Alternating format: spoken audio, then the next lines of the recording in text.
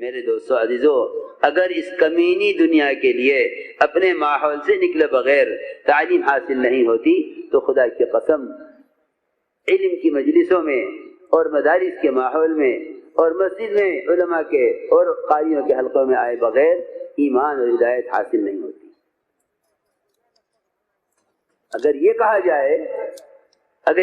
جائے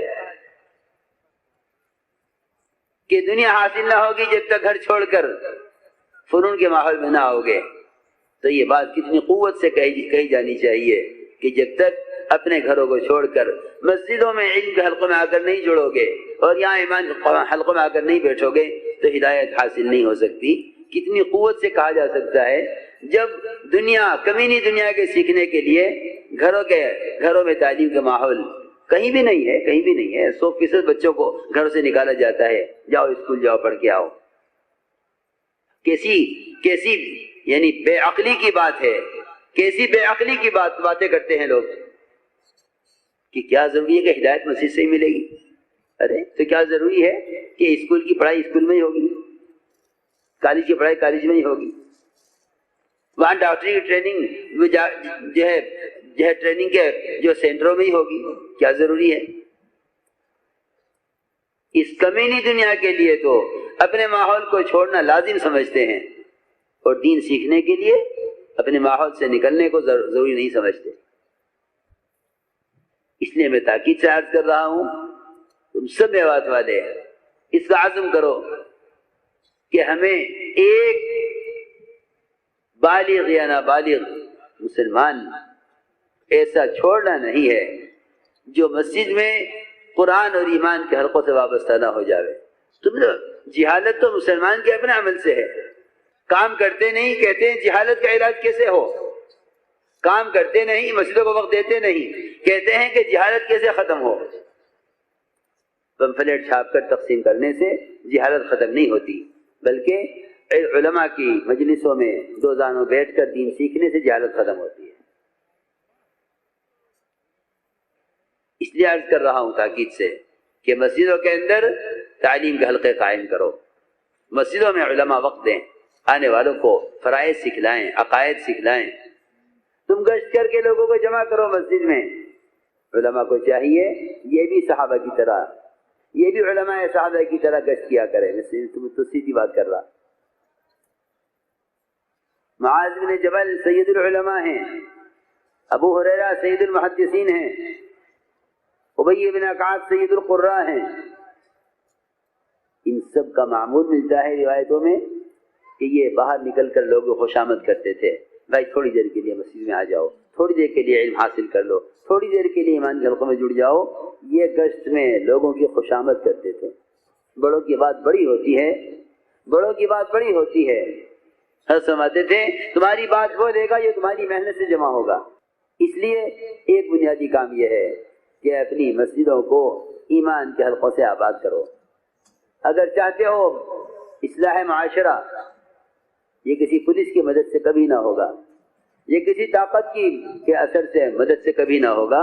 اس اصلاح معاشرے کے لیے دلوں کا پلٹنا ضروری ہے، اور یہ یقینی بات ہے، قرآن حدیث اس سے بھرے ہوئے ہیں کہ دلوں کے پلٹنے کی جگہ اصل مسجد ہے۔ یہ ہے پہلی صفت ایمان کا سیکھنا، اور اس کا یہ طریقہ محنت کریں گے انشاءاللہ۔ پورا مجمع اس کا عزم کرے، پورا مجمع اس کا ارادہ کرے۔ اور اب رمضان کا مہینہ آ رہا ہے، یہ تو دلوں کے نرم ہو جانے اور اعمال کے لیے دروازوں کو کھل جانے اور شیاطین کے قید ہو جانے اور اللہ کی طرف سے رحمتوں کے، مغفرت کے اور اللہ تعالیٰ کی طرف سے ہر طرح کی خیر کے آنے کا مہینہ ہے۔ اس مہینے میں تو ہمیں اپنی مسجدوں کو لازم پکڑ لینا ہے۔ یہ مہینہ جو آ رہا ہے یہ مال کمانے کے لیے نہیں، 11 مہینے جو کچھ کمایا ہے وہ 11 مہینے کی کمائی 1 مہینہ کھانے کے لیے بہت کافی ہے۔ 11 مہینے کی کمائی 1 مہینہ کھانے کے لیے بہت کافی ہے۔ یہ رمضان کا مہینہ یہ تجارت کا مہینہ نہیں ہے، یہ دعوت عبادت کو جمع کرنے کا مہینہ ہے۔ یہ بہترین موقع ہے تم میوات والوں کے لیے، اپنی مسجدوں کو اس مہینے میں 24 گھنٹے آباد کر لو۔ یہ بہترین موقع ہے رمضان کے مہینے میں جتنی بھی تمہاری مسجدیں ہیں جن میں 4 اعمال ہیں یا 5 اعمال ہیں یا کم اعمال ہیں یا پورے اعمال ہیں، ان ساری مسجدوں کو رمضان میں 24 گھنٹے آباد کر لو۔ اگر یہ 1 مہینہ رمضان کا تمہاری مسجد 24 گھنٹے آباد رہی تو یہی رمضان کا مہینہ آگے 11 مہینے تک تمہاری ساری مسجدوں کو 24 گھنٹے کی آبادی کے رخ پر چلا دے گا۔ بہترین موقع ہے، خدا کی قسم بہترین موقع ہے۔ رمضان کی راتیں سونے کے لیے نہیں ہوتی۔ یہ 1 مہینہ ایسا آتا ہے، اس میں صبر کا، اس میں عبادت کا، اس میں راتوں کو جاگنے کا مزاج بنانے کے لیے مہینہ آتا ہے کہ یہ مہینہ آیا ہے، 11 مہینے اس طرح گزارو۔ اگر یہ طے کر لو تم سب میوات والے اس وقت اس مجلس میں کہ یہ تو ہم کوشش میں ہیں مسجد آباد کرنے کے، لیکن یہ رمضان کا مہینہ ہے، اس رمضان کے مہینے میں اگر تم 100% مسجدوں کو 24 گھنٹے آباد کر لو، بہترین موقع ہے رات کو مسجدوں کے آباد کرنے کا۔ رمضان کا مہینہ بہترین موقع ہے۔ پورے سال دیکھنا کہ ان مسجدوں کا معمول کیا رہتا ہے، پورے سال پر اس کا اثر پڑے گا۔ کہ حضرت فرماتے تھے کہ جس کام کو اس مہینے میں زیادہ کرو گے رمضان کے 11 مہینے کے کام پر اس کا اثر پڑے گا۔ اس لیے پورا مجمع اس کا عزم کرے کہ انشاءاللہ ہمیں اپنی مسجدوں کو اس طرح آباد کرنا ہے۔ پھر جو مسجد میں آ جائیں انہیں سمجھاؤ، لے کر بیٹھو، ذہن بناؤ، نماز کی اہمیت بتلاؤ اور نماز پڑھ کر نماز سکھلاؤ، ان کو نماز کی تعلیم دو، رکوع کر کے دکھلاؤ۔ کتاب دے کر یا بیان کر کے عمل سمجھ میں نہیں آتا، انہیں رکوع کر کے دکھلاؤ، سجدہ کر کے دکھلاؤ، سارے اعمال انہیں کر کے دکھلاؤ، ایک ایک عمل کی طرف ایک ایک عمل کر کے دکھلاؤ۔ اس طرح ہمیں ہر امتی کو نماز پر لانا ہے۔ اس لیے کہ میرے دوستو عزیزوں، جہنم میں جانے کا سب سے پہلا سبب مومن کا نماز کا چھوڑنا ہے۔ وہاں کہیں گے جہنمی ان سے ما سلککم فی سقر، کہ تم کیوں آ گئے جہنم میں؟ تم تو ہمیں جہنم سے، تم تو کہتے تھے کہ کلمہ پڑھ لو جنت میں جائیں گے، تم کلمہ پڑھ کے کیوں جہنم میں آ گئے؟ تم تو ہم سے کہتے تھے کلمہ پڑھ لو جنت میں جاؤ گے، ہم تو آ گئے یہاں کہ ہم نے کلمہ لا الہ الا اللہ کو قبول نہیں کیا، ہم نے اللہ کی وحدانیت کو اور نبی کی رسالت کو قبول نہیں کیا، ہم تو آ گئے نرک میں۔ لیکن تم بتاؤ تم کیوں آ گئے؟ پہلا جواب ہوگا مسلمانوں کا، لم نکن من المصلین، کہ ہمارے جہنم میں آنے کی وجہ یہ ہے کہ ہم نماز نہیں پڑھتے تھے۔ پہلا سبب ہے مسلمان کے جہنم میں جانے کا نماز کا چھوڑنا۔ اس لیے اس کا تو کوئی تصور بھی نہیں کیا جا سکتا کہ مسلمان نماز چھوڑ دے۔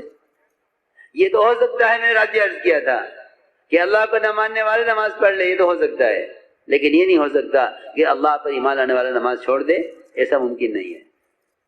اس لیے اپنی نمازوں کی پابندی کرو، کیونکہ پورا دین کا قائم ہونا نماز پر موقوف ہے، اور نماز کا قائم ہونا یہ طہارت پر اور نماز کا قائم ہونا علم پر موقوف ہے، کہ نماز کا قائم ہونا علم پر موقوف ہے اور پورے دین کا قائم ہونا نماز پر موقوف ہے۔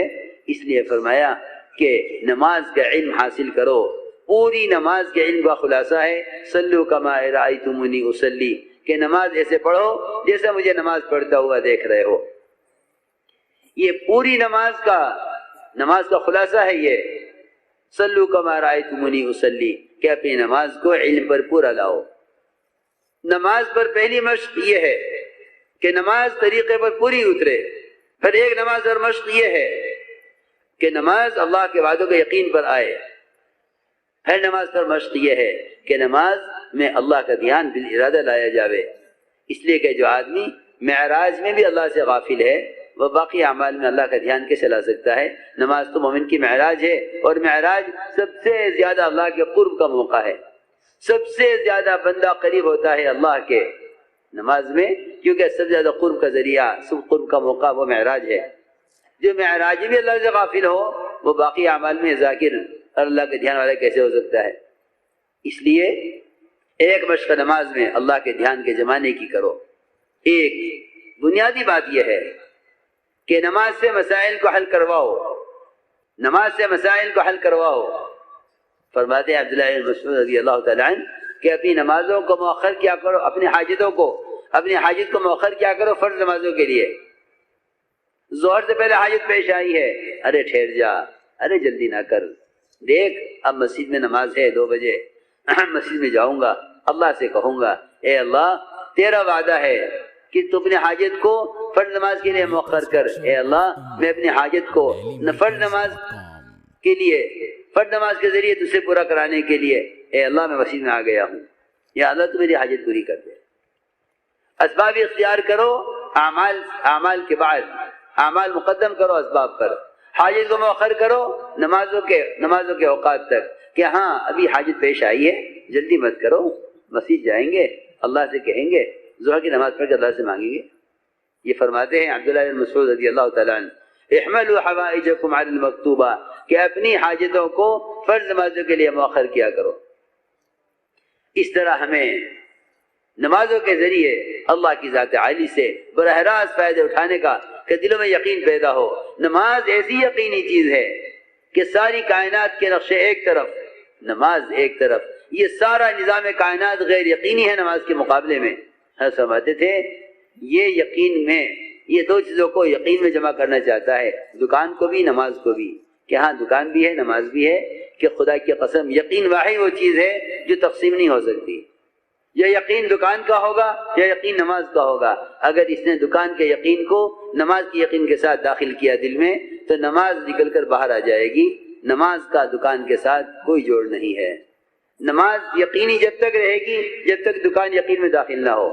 اگر یہ کہتا ہے کہ ہاں دکان بھی ہے نماز بھی ہے تو نماز یقین سے نکل کر باہر آ جائے گی، نماز اور دکان یقین میں جمع نہیں ہو سکتے، کیونکہ ایک بالکل غیر یقینی ہے، ایک چیز بالکل یقینی ہے، یہ دونوں ایک ساتھ جمع ہو جائیں کسی دل میں یہ ممکن نہیں ہے۔ اسی لیے تو فرمایا کہ ہم تمہیں اسباب دیں گے، پھر نماز کا وقت لائیں گے اسباب کے درمیان۔ صبح سے شام ہو گئی کوئی گاہک نہ آیا، ادھر اذان ہوئی مغرب کی، ادھر گاہک آ گیا، اب کیا کروں؟ دکان گاہک کو چھوڑوں تو مال کہاں سے آئے گا، اور گاہک سے ملوں تو نماز کا کیا ہوگا؟